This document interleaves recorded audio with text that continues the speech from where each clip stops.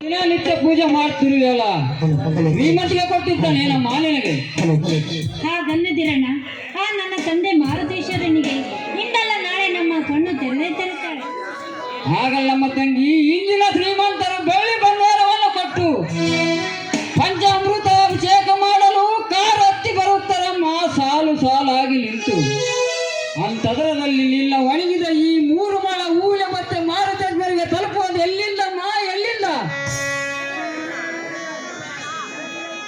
ಏನಣ್ಣ ಹಾಗೆ ಹೇಳ್ತಿರುವೆ? ಅಣ್ಣ, ನಾವು ಬದುಕಿದ್ದಾದರೂ ಪ್ರಯೋಜನವೇನಣ್ಣ?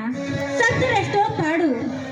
ಈ ಬಡತನದ ಬವಣೆಯಲ್ಲಿ ನಮ್ಮನ್ನು ಬಿಟ್ಟು ಹೋದ ತಂದೆ ತಾಯಿಗಾದ್ರೂ ನಮ್ಮ ನೆನಪು ಬರಬಾರದೆ ಅಣ್ಣ. ಇಂದೇಗೋ ಅಪ್ಪ ಅವನ ನೆನಪು ತುಂಬಾ ಆಗ್ತಾ ಇದೆ. ನೋಡಮ್ಮ ತಂಗಿ, ಅಪ್ಪ ಅಮ್ಮನನ್ನು ನೆನೆಸಿಕೊಂಡು ಹೋಗ್ತಾರೆ, ನಮ್ಮ ಕಷ್ಟಗಳು ದೂರ ಆಗಬಹುದು ಎಂದು ತಿಳಿದಿರುವೇನಮ್ಮ? ಇಲ್ಲ, ಯಾರನ್ನು ನೆನೆಸಿದರೇನು, ಯಾರನ್ನು ಪೂಜಿಸಿದರೇನು, ನಮ್ಮ ಕಷ್ಟಗಳು ದೂರ ಆಗಲು ಸಾಧ್ಯವಿಲ್ಲಮ್ಮ ತಂಗಿ, ಅಸಾಧ್ಯವಿಲ್ಲ. ನೋಡಮ್ಮ ತಂಗಿ, ನೀನೊಂದು ಹೆಣ್ಣು ನಿಜ.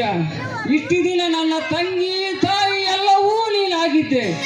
ಇನ್ನು ಮುಂದೆ ನೀನು ಮೋಹನಿ ಹೆಂಡತಿ ಅಮ್ಮ, ಮೋಹನಿ ಹೆಂಡತಿ.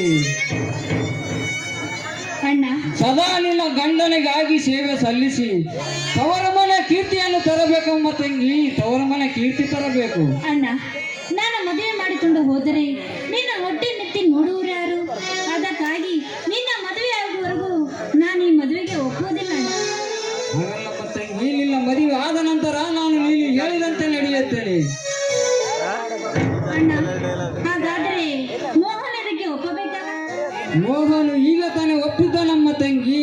ಅವನಂತ ಗಂಡ ಸಿಗಲು ನೀನು ಪುಣ್ಯವಂತ ಮಾಡಿದ್ದಮ್ಮ ತಂಗಿ, ನೀನು ಪುಣ್ಯವಂತನು.